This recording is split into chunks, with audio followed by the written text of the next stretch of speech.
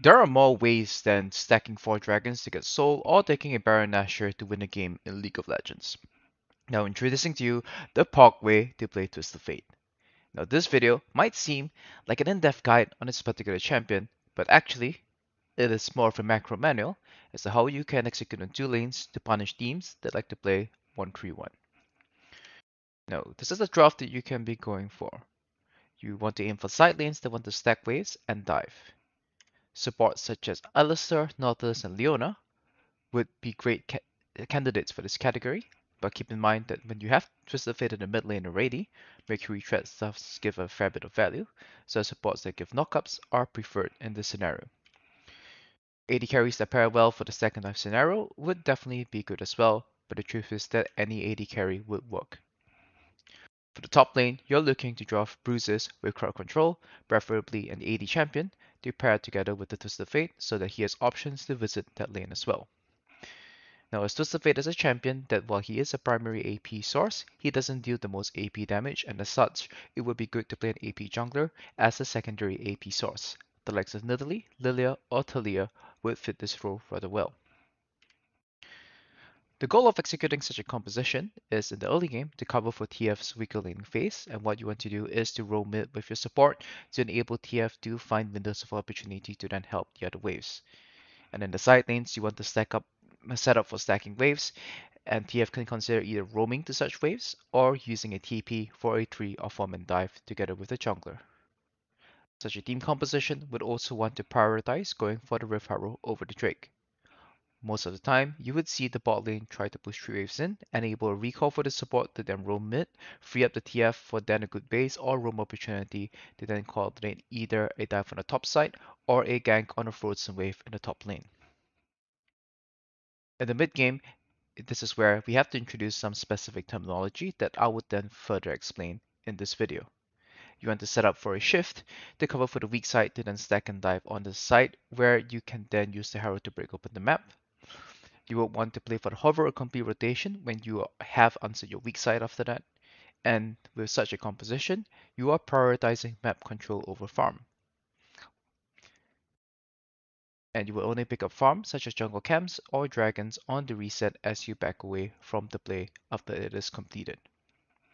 So the important concepts to learn in the laundry list in the early game is to understand how 3v3 mid-lane dynamics works so that your jungler and support know what they should be doing around the Twisted Fate lane, either to set up for a kill for the gank or to enable the Twisted Fate an opportunity to base or roam off that. Wave control and side lanes is also a very important category, understanding when you should be going for treated recalls to open up the support to roam or to be setting up for a stack and dive or TP play from the Twisted Fate is important as well. Understanding how to communicate in terms of timings and which waves plays are made on will be critical for this. With Rift Herald being such an important objective for a team composition like this, Rift Herald setup is also an important topic for the team to learn. In the mid game, once again, the topics of shifting, hover rotations, and complete rotations in 2 lanes is something that will be important to do. Understanding that you will be sacrificing drakes if you are behind in the game to set the wave statuses to neutral is also something that's important, and most importantly, syncing the waves is also an extremely important concept when executing such a composition. Now, what is shifting? Shifting is the answering of the weak side wave and enabling the solo laner to set up the wave state on the weak side to neutral, so that this prevents your opponents from having cross-map opportunities to race you while you make a play on the strong side of the map. And this is also a good setup as well, as it will result in many opponents, end up playing on 3 lanes after you are able to do this. Now this constitutes you dropping a bridging ward in the position right below the red buff. Let's say you guys are shifting from bot side to top side. This will involve a ward around the red buff that can allow your solo laner to then push out the wave in the bot lane to the neutral point. Then he's then able to walk into the mid lane, where the people in the mid lane would then be able to shift to the top side of the map for the next step. And as to what the next step is, this will either lead into the hover or complete rotation. And as to which one of the two you guys can go for, it depends on what the opponent does in response to this shifting setup that you have now primed. If the opponents choose to answer the bot lane wave, while your team has shifted already, then you want to go for the complete rotation in order to punish your opponents for playing on 3 lanes. The idea here, as the name suggests, is a complete rotation into the top side of the map. So after you notice that the opponent is now contesting the bot lane neutral wave, you want to aggressively contest the mid lane wave with numbers, after which you shift into your strong side and dive the opponent who is collecting the wave. The important concept here is to not overextend on the dive and be able to sync the waves so that the side lane wave is crashing at the same time as the rest of the team is able to rotate over and execute the dive. Now, a more complicated one is if the opponent doesn't answer the wave on the bottom side of the map. In this scenario, both teams would ignore the wave in the bottom lane, and what's happening here is what we call a hot rotation, where your team composition is built to use 2 lanes of priority to choke your opponent out of the jungle. The first step is to push in the waves, and then you would slowly get into vision layer by layer. In this step, it is very important that the support understands his warding drill very clearly and always only goes for wards after the team has pushed in the wave and the opponent is showing on the lane to answer the wave. This will prevent him from being picked off or getting chunked for free while he is either clearing or establishing vision in the jungle.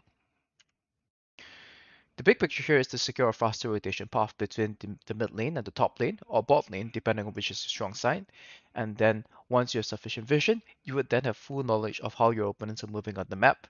And using the faster rotation path, you would then be able to set up for dives on either the mid lane or the top lane using the manpower advantage, given the knowledge that you have from your vision established.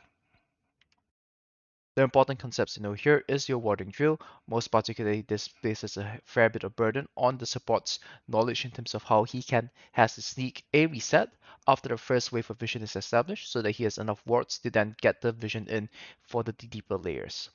Now note that the complete rotation is played off a series of 2 waves, whereas the hover rotation is often played off a series of all the way up to perhaps 4 waves, as you are doing this in a much slower manner, as you are no longer in a rush to raise the opponent who is pushing on the bottom side of the map.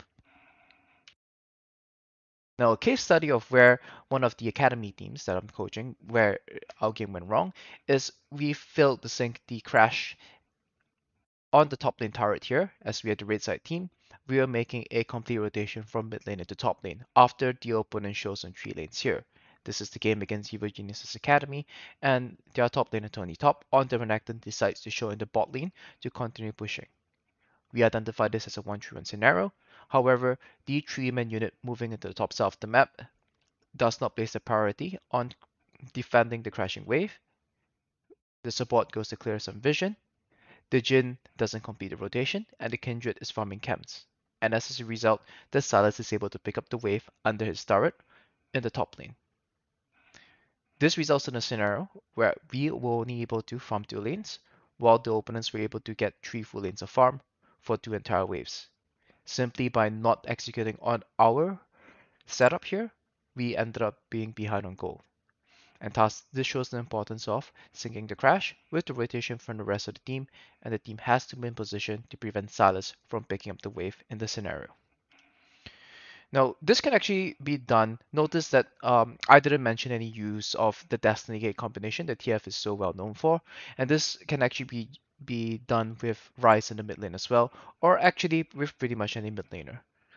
Right, Syndra in the mid lane is also a great candidate to substitute Twisted Fate for such a scenario. But when first learning this 2 lane style of execution, playing some Twisted Fate will force you to rely less on 5v5 team fighting, and will also give you some better tools to understand the vision game better as you set up on 2 lanes accordingly as well. Now the Feared Gather commute composition is also very effective when executed in such a manner. And if you're looking for pro teams that are very proficient at playing such a style, G2 from the LEC and FPX from the LPL most often rely on these 2 lane rotations to find picks and create leads in their games. And with that, this is the POC way to play TF, where you execute on 2 lanes to punish your opponents who like to play 1-3-1.